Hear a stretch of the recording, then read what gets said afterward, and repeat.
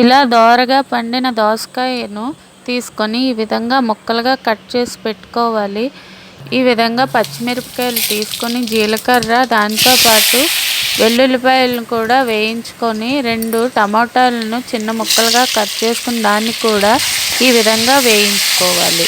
ఇలా వేయించుకున్న దానిలో కొంచెం చింతపండు వేసి రుచికి సరిపడా కల్లుప్పు వేసుకొని కొంచెం పసుపుని వేసుకొని చిన్న ఇంగువను కూడా వేసుకోవాలి. కొంచెం కొత్తిమీర తరుగును కూడా వేసుకొని ఒకసారి కలుపుకోవాలి.